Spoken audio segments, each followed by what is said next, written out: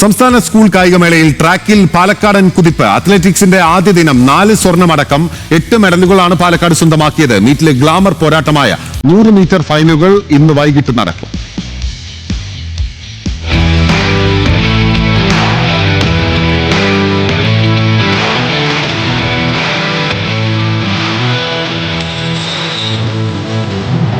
Track ഉണർന്നു. ആദ്യ ദിനം ആഞ്ഞടിച്ചത് പാലക്കാടൻ സ്വർണ്ണക്കാറ്റ്. 3000 മീറ്ററിൽ സർവാധിപത്യം. പാലക്കാടിന് കരുത്തായി പറളിയും മുണ്ടൂരും. എതിരാളികൾക്ക് ഒരു പഴുതും നൽകാതെ ട്രാക്കിലേക്ക് പാലക്കാടിന്റെ തിരിച്ചുവരവ്.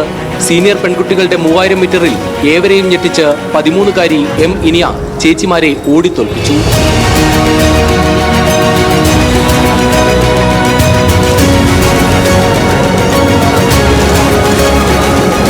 3000 മീറ്ററിന്റെ സീനിയർ ആൺകുട്ടികളിൽ മുണ്ടൂർ സ്കൂളിന്റെ ജഗന്നാഥൻ എസും മുഹമ്മദ് ഷബീറും സ്വർണവും വെള്ളിയും സ്വന്തമാക്കി.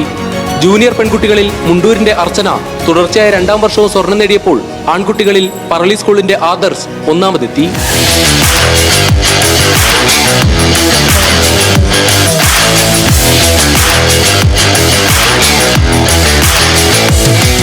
ത്രോ ഇനങ്ങളിലും ലോങ് ജമ്പിലും യോഗ്യതാ മത്സരങ്ങൾക്കും തുടക്കമായി.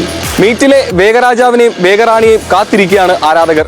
6 വിഭാഗങ്ങളിലായി 100 മീറ്റർ ഫൈനൽ പോരാട്ടങ്ങൾ വൈകിട്ട് നടക്കും. വൈകിട്ട് 5:50 ജൂനിയർ പെൺകുട്ടികളുടെയും പിന്നാലെ ആൺകുട്ടികളുടെയും 100 മീറ്റർ മത്സരങ്ങൾ. 6:10 വേഗറാണിയെ അറിയാം. സീനിയർ പെൺകുട്ടികളുടെ 100 മീറ്റർ ഫൈനൽ. പിന്നാലെ ആൺകുട്ടികളും കളത്തിലിറങ്ങും. തുടർന്ന് സബ് ജൂനിയർ വിഭാഗത്തിലെ കുട്ടികളും മാറ്റുരയ്ക്കും.